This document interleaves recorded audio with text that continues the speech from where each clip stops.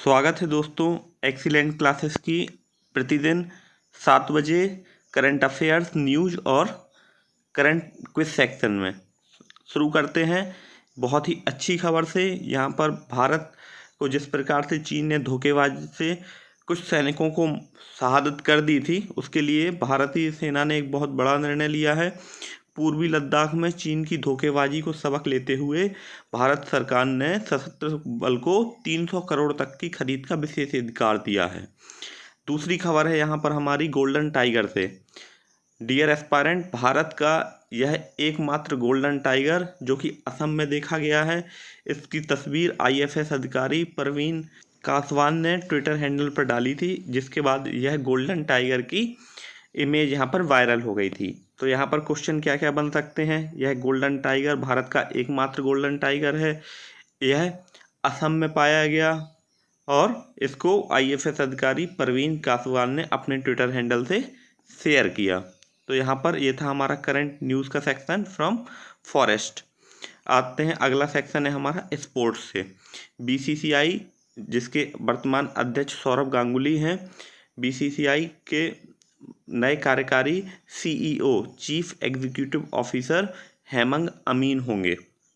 राहुल जौहरी को रिजाइन कर दिया था उन्होंने, हेमंग अमीन को अपॉइंट किया है। आते हैं क्वेश्चन नंबर 1 पर। वित्त वर्ष 2019-20 में भारत का सबसे बड़ा व्यापारिक साझेदार कौन होगा। आइए न्यूज़ के माध्यम से इस क्वेश्चन को सॉल्व करते हैं। अमेरिका लगातार दूसरे साल 2019-20 में भारत का सबसे बड़ा व्यापारिक साझेदार होगा, अर्थात भारत सबसे ज़्यादा व्यापार किसके साथ करता है, अमेरिका के साथ। 2 साल पहले यह चीन हुआ करता था, लेकिन अब यह अमेरिका है। So right answer is option B. दूसरा क्वेश्चन है हमारा, यूनाइटेड किंगडम में FDI का दूसरा सबसे बड़ा स्रोत कौन सा है। इस प्रश्न को कल भी हमने देखा था। यूनाइटेड किंगडम में FDI का सबसे बड़ा स्रोत अमेरिका है। यहाँ पर दूसरा सबसे बड़ा स्रोत पूछा गया, तो दूसरा सबसे बड़ा स्रोत है भारत। आइए अब हम FDI और FII के अंतर को समझते हैं। FDI मीन्स होता है डायरेक्ट इन्वेस्टमेंट, FII होता है इन्वेस्टर्स के थ्रू, अर्थात जो स्टॉक मार्केट से स्टॉक्स खरीदते हैं वो फॉरेनर FII के थ्रू खरीद, जबकि FDI फॉरेन डायरेक्ट इन्वेस्टमेंट होता है, अर्थात दूसरा देश अपना बिजनेस सेटअप करता है। क्वेश्चन नंबर 3 पर आते हैं। भारत में 66वें शतरंज ग्रैंड मास्टर कौन बने हैं। तो यहाँ पर हमें बताना है 66 grand master of the India.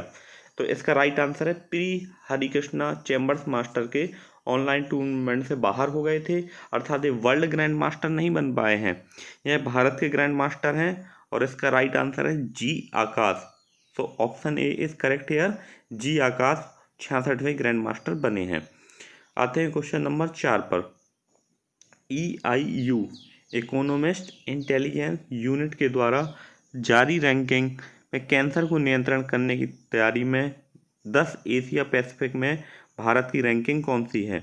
तो जैसे कि आप देख पा रहे हैं करंट न्यूज़ सेक्शन से, इसका राइट आंसर है भारत का स्थान 8वां है। आइए हम टॉप देश को देख लेते हैं। क्वेश्चन हमने कल भी डिस्कस किया था। इसका राइट आंसर है Australia is on 1st and India is on 8th। Question number 5 पर आते हैं। पोलैंड के राष्ट्रपति पद का चुनाव किसने जीता है। हाल में ही पोलैंड में राष्ट्रपति पद का चुनाव संपन्न हुआ है और यहाँ पर लगातार दूसरी बार पोलैंड के राष्ट्रपति कौन बने हैं, आंद्रेज डूडा। तो right answer is here option A, Andrzej DUDA, जो दूसरे कार्यकाल को भी अपना संपन्न करेंगे पोलैंड के राष्ट्रपति के तौर पर। आइए क्वेश्चन नंबर 6 पर आते हैं। हाल में ही PM स्वनिधि योजना को लागू करने में कौन सा राज्य शीर्ष पर रहा है। डियर एस्पायरेंट, सबसे पहले हम यह समझते हैं कि यह स्वनिधि योजना किस लिए लाई गई है। स्वनिधि योजना पोर्टल रेहड़ी और पटरी पर सब्जी और अन्य छोटे छोटे व्यापारियों को सस्ता कर्ज देने के लिए यह योजना लाई गई थी और इसका राइट आंसर है यहाँ पर मध्य प्रदेश। मध्य प्रदेश PM स्वनिधि योजना लागू करने में शीर्ष स्थान पर रहा है। क्वेश्चन नंबर 7 पर आते हैं। हाल में भारत का एकमात्र गोल्डन बाघ किस राज्य में देखा गया। भारत का यह एकमात्र गोल्डन बाघ, जैसे कि हम लोगों ने स्टार्टिंग में ही डिस्कस किया था, यह असम में देखा गया है। इसकी फ़ोटो ट्विटर हैंडल पर परवीन कासवान IFS अधिकारी ने शेयर की थी। ट्विटर पर डालते ही इसकी फ़ोटो वायरल हो गई थी। तो राइट आंसर है यहाँ पर ऑप्शन बी, असम। आते हैं क्वेश्चन नंबर 8 पर। हाल में ही डॉक्टर बिदु पी नायर को किस देश का राजदूत नियुक्त किया गया है?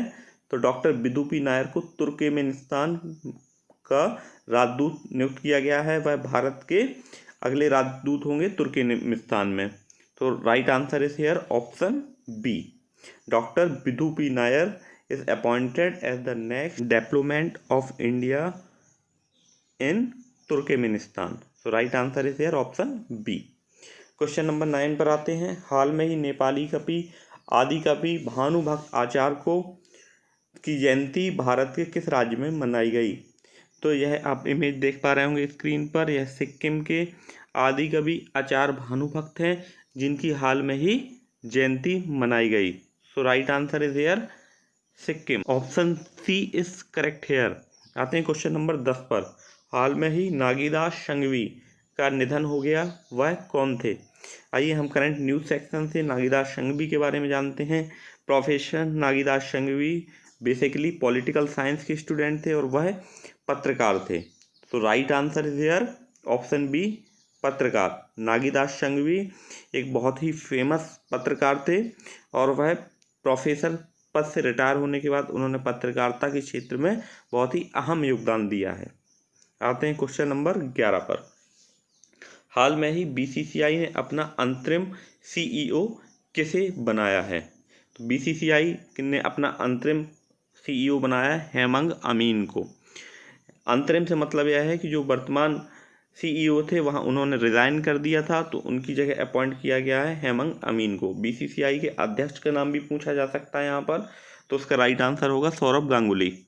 तो option A is correct hair. Asian games को फरवरी 2021 तक के लिए डिले कर दिया गया है। क्वेश्चन नंबर 12 पर आते हैं। हाल में ही किसे इलीट एक्सीलेंस अवार्ड 2020 से सम्मानित किया गया है?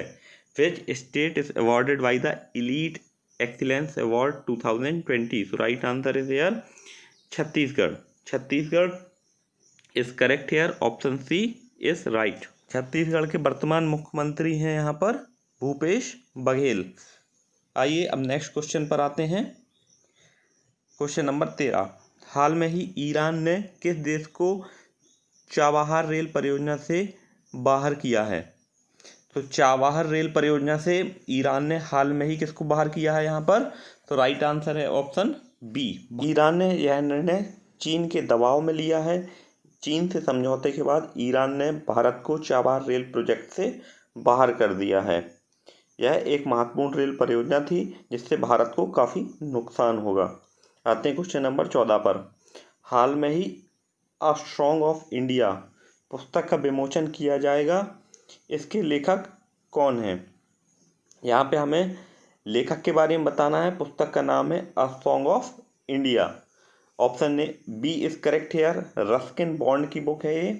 रस्किन बॉन्ड एक फेमस यहाँ पर कंपोजर हैं और उन्होंने अ सॉन्ग ऑफ इंडिया नामक बुक लिखी है। So right answer is here Ruskin Bond. Option B is right here. आते हैं क्वेश्चन नंबर 15 पर। हाल में ही किस राज्य के मुख्यमंत्री को पॉल हैरिस फेलो से सम्मानित किया गया है?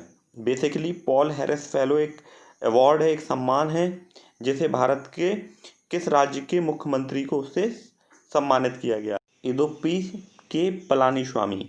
यह तमिलनाडु के मुख्यमंत्री हैं और इनको पॉल हैरिस फेलो सम्मान से सम्मानित किया गया है। So option B is correct है। आज का लकी क्वेश्चन है हमारा। हाल में ही कोरोना वैक्सीन के ह्यूमन ट्रायल को पूरा करने वाला पहला देश कौन सा बना है?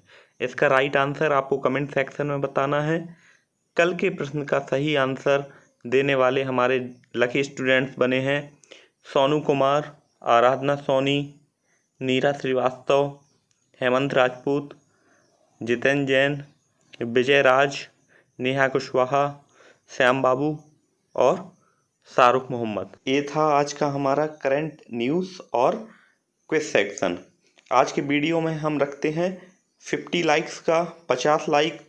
तो डियर स्टूडेंट्स ज़रूर अपना एक लाइक देकर 50 तक पहुंचा देना। Thank you.